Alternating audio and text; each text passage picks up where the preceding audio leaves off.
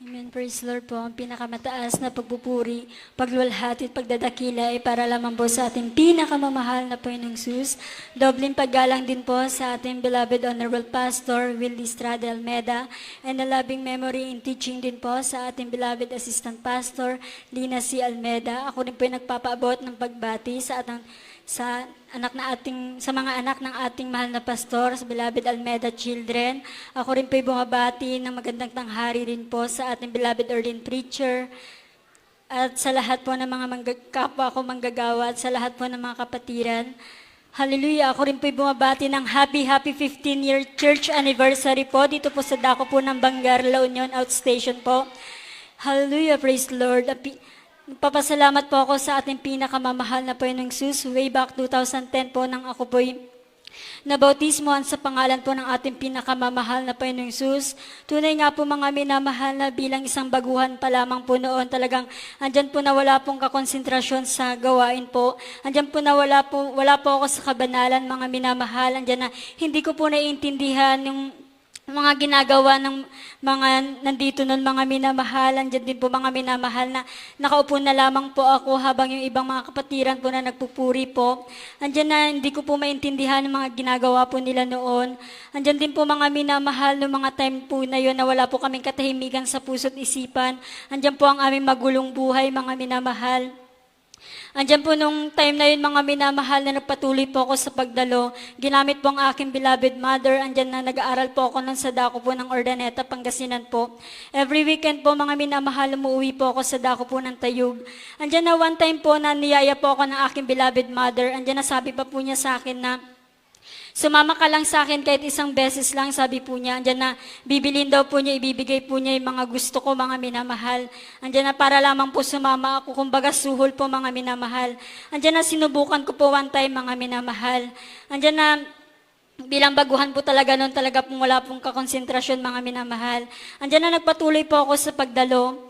Andyan na habang nagpapatuloy-tuloy po ako sa pagdalo noon, mga minamahal. Andyan po na sabi ko nung mga time na yun, dahil andyan po na sobrang bigat na po ng aking nararamdaman, wala po kaming katahimikan sa puso't isipan, dyan po yung mga problema, mga minamahal.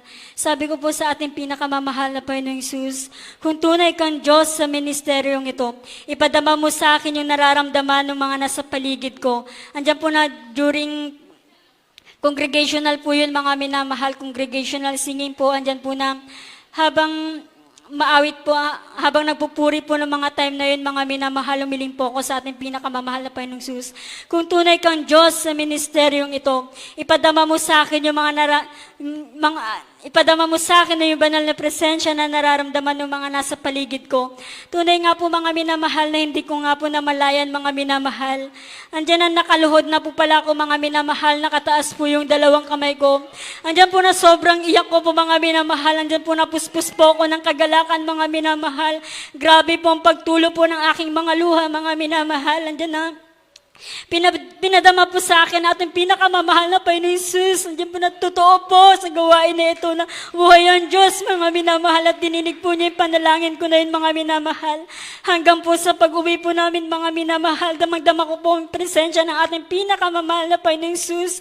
Andiyan na sabi ko po sa aking beloved mother nung time na yun, dahil parang nabitin po ako sa gawain, kulang po sa akin yung gawain, mga minamahal dyan, na pag-uwi po namin, sabi ko po sa aking beloved mother, maibili mo ako ng palda, dadalo ko sa gawain ng ating pinakamamahal na Panginoong Sus.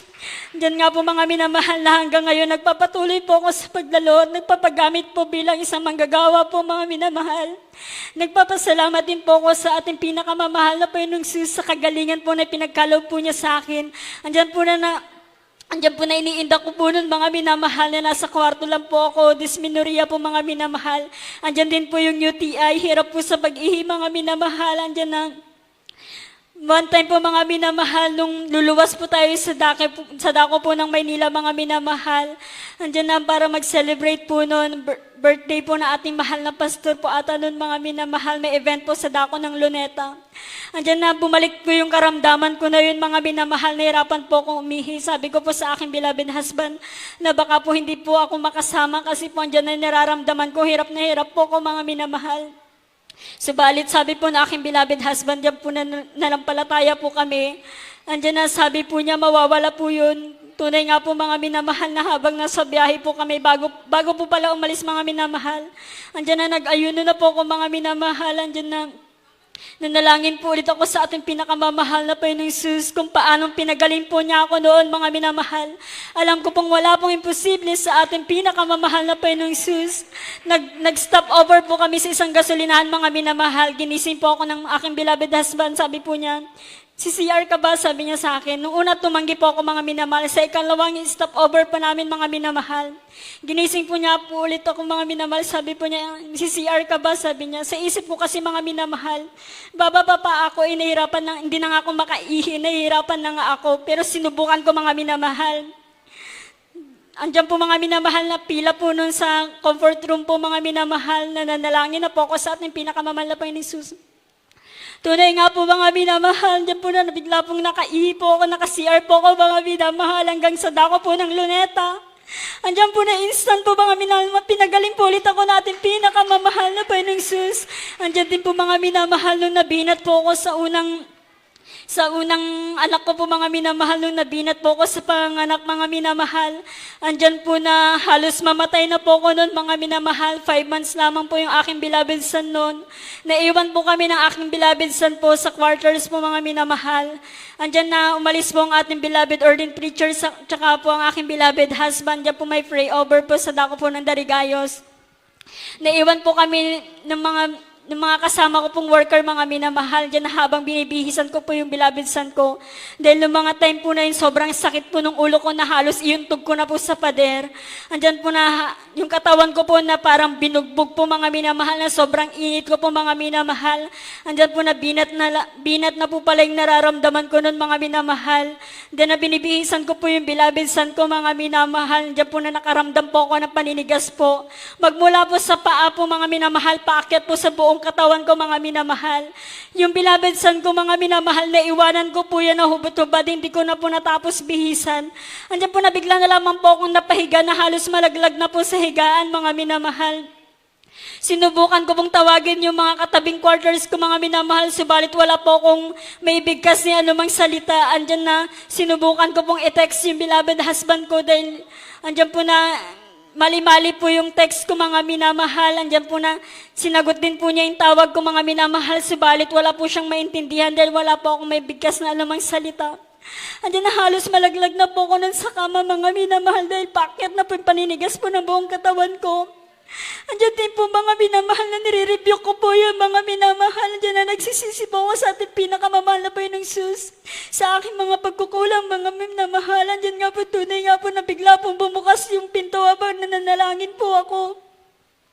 Andiyan na pagbungad po ng aking beloved husband, laking gulat po niya, ganun po yung sitwasyon ko. Andiyan na tinawag po niya ang ating beloved ordained preacher, tapos po pinag-pray po nila ako mga minamahal, dali-dali po mga minamahal. Diyan po na nagsidatingan po yung mga sister-in-law ko.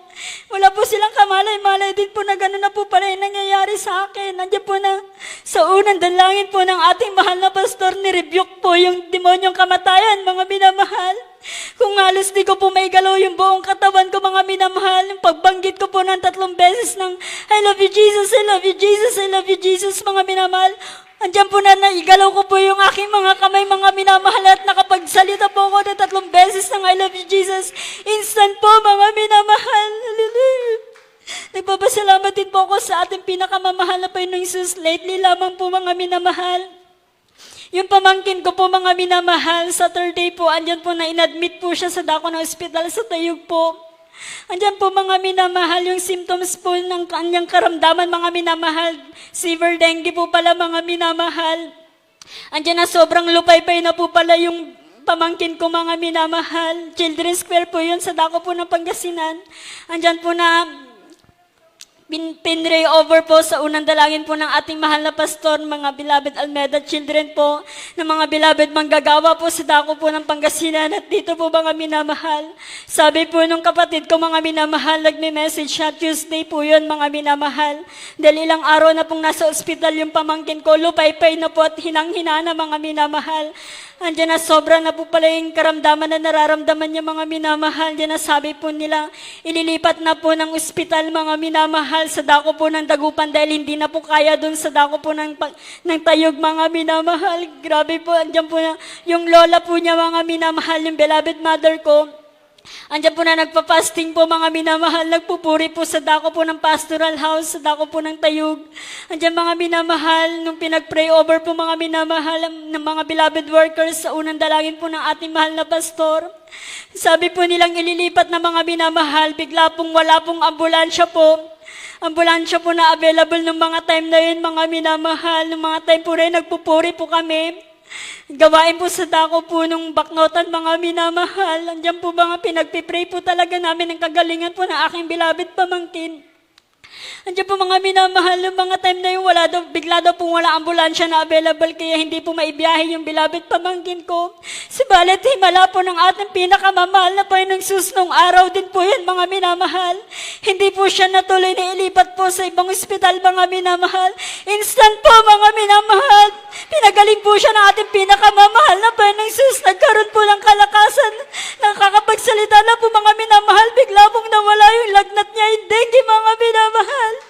Nagpapasalamat po kami sa ating pinakamamahal na Panginoong Sus sa kagalingan po na pinagkaloob ng ating pinakamamahal na Panginoong Sus. Nagpapasalamat din po ako sa ating pinakamamahal na Panginoong Sus sa lahat ng pagpapalang pinagkakaloob po niya sa amin mga minamahal.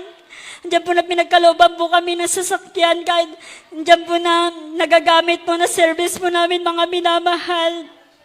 Napapasalamat din po ako sa ating pinakamamahal na Panginoong Sus sa mga pagpapalang pinagkakalob niya, financial, material at higit po sa sa spiritual na pagpapala na pinagkakalob po ng ating pinakamamahal na Panginoong Sus. At hanggang dito na lamang po ang lahat ng kapurihan, pasasalamat ay para lamang po sa ating pinakamamahal na Panginoong Sus. Amen. Praise the Lord.